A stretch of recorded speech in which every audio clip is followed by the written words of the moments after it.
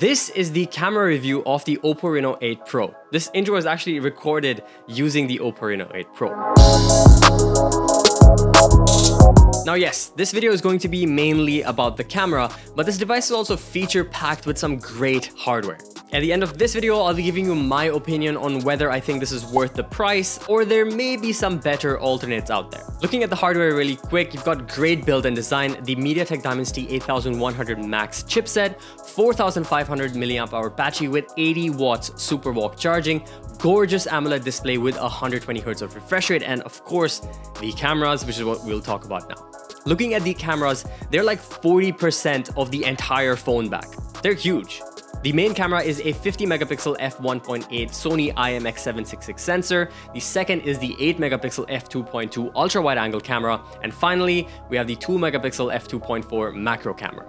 The whole marketing for this phone is around the camera, so I'm expecting some really good results from here. Right off the bat, the image quality is actually really good.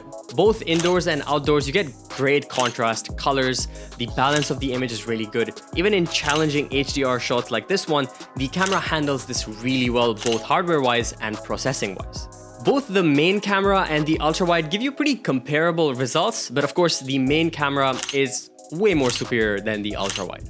You've got AI enhancement on this as well, which further makes the photos pop and does it pretty nicely. It's able to recognize different scenes pretty well. Up front, you get a 32 megapixel f2.4 Sony IMX709 camera, which is pretty decent, giving you a choice to choose between super wide, standard, or a little bit zoomed in for your selfies. Image quality is pretty good on this as well, and the bokeh portrait mode is pretty decent. Now let's move on to video. This, to be honest, is where I was kind of disappointed. First off, the back main camera can only shoot at 4K 30 FPS, which on its own is fine, I guess, but the ultra-wide is only capable of shooting at 1080p. Same for the selfie camera, it's restricted to just 1080p. Unfortunately, the video quality isn't what I was hoping it would be. Even outdoors in direct sunlight, the video lacks details and everything looks kind of mushy for some reason. Colors have a weird hue to them and tend to lean more towards green when it comes to the tint. Another thing is the video stabilization. It's pretty decent, but there's this weird micro movements that's happening and it does this little jittery thing and it looks like it's mechanically moving all of a sudden at times. So that kind of breaks that immersive stabilization. This is only noticeable if you shoot a lot while moving around, otherwise for standard stuff it's pretty okay. The bokeh video is actually pretty decent, I'll give it a 7 out of 10, edge detection is nice, but I feel like it could be a little bit better, especially with complex backgrounds. Again, for the video, I was a little bit disappointed because the sharpness is either too lacking or it's too strong. The mid-tone details is basically non-existent, it just flattens out everything, so kind of disappointing for me. Overall, I rate this phone to have really good image quality, but the video is not as impressive as the images. Now, another big part of this phone is the MariSilicon image processing for clear low light photos and videos. I remember the earlier shot of me talking to you guys, which was shot on the phone.